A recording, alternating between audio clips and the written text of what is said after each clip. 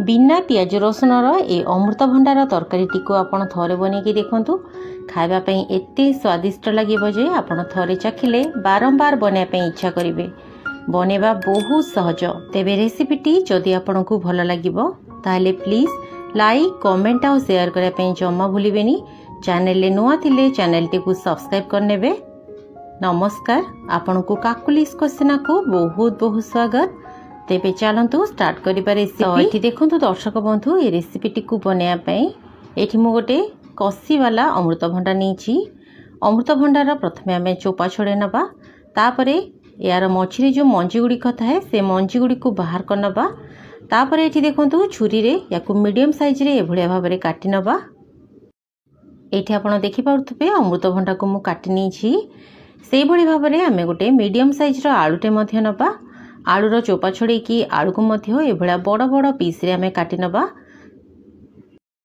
एबे चलंतु गोटे मसलाटे बनेबा। तो अडी देखंतु सेतिबे गोटे ब्लेंडिंग जार रे मु दुईटी मीडियम साइज रो टमाटो नेछि, ता सहित छोट खंडे अदा आ किछि कंचा लंका देछि। एबे आमे याकू चिकन करके बाटिकी नै आसीबा। ता भितरे चलंतु गैस उपरे गोटे प्रेशर कुकरटे बसेबा। एठी देखंतु प्रेशर कुकर रे मु अल्प किछि तेल देइछि। तेल भल भाबरे गरम हे गेला परे एथिरा में किछि गोटा जीरा पकेबा। जीरा पकेबा समय रे मु ताकू कैप्चर करि पारेनी, तेणु देखे पारलेनी। तो देखंतु जीरा पके देला परे एथिरा में कटा हितबा अमृतभंडा और आलू पके देबा। गैस रो फ्लेम को हमें हाई रे रखिबा और हाई फ्लेम रे अमृतभंडा को किछि समय पर्यंत भाजी देबा। एमिति अमृतभंडा को भाजी के बनेबे स्वाद बहुत बढ़िया आसीबो। तेबे दर्शक बंधु आपण माने ए वीडियोटी को केउ जगह देखुचंती निश्चित भाव में मते कमेंट करके जणेबे, जा फल रे मु आपनको धन्यवाद दे परिबी। एठी देखंतु अमृतभंडा और आलू भल भाव में भाजी गलानी। अमृतभंडा आलू भाजी गला परे एथिरे हमें किछि डाली पकेबा। एटा मु मुग डाली नेछि। एठी मु गोटे छोट गिना भजा मुग डाली नेइथिली। तो देखंतु मुग डाली को भल भाव में मिक्स कर देला परे एथिरे हमें स्वाद अनुसार लूण अध चमच हळदी गुंड पकेबा। गैस रो फ्लेम को हाई टू मीडियम रे रखिकी मुग डाली को मध्य किछि समय पर्यंत टिके भाजी देबा। डाली को एमती किछि समय भाजी देबे, देखिबे स्वाद बहुत ही बढ़िया आसीबो। तो देखि पारथुबे एठी दर्शक बंधु डाली भल भाव रे भाजी गलानी। एबे हमें एथिरे दरकार मुताबक पानी दे देबा। डाली परिबा जेमती बुड़ीकी रहउथबो से अनुसार आपण एथिरे पानी देबे। तो ये आप देखिपे दर्शक बंधु डाली आ परिबा भल भाव में बुड़ीकी रहिला परी मुझे पानी देछि। एबे आमे प्रेशर कुकर लिड टी को कवर कर दबा और याकू हाई फ्लेम रे मात्र गोटे हुइसिल दबा। गोटे हुइसिल अधिक जमा भी देबेनी।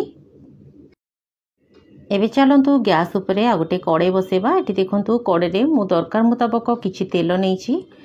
तेल भल भाव में गरम हे गेला परे इथिरे आमे अध चमच गोटा जीरा, किछि सुखिला लंका आ बढ़िया बास्ना पाई किछि तेजपत्र पकेबा।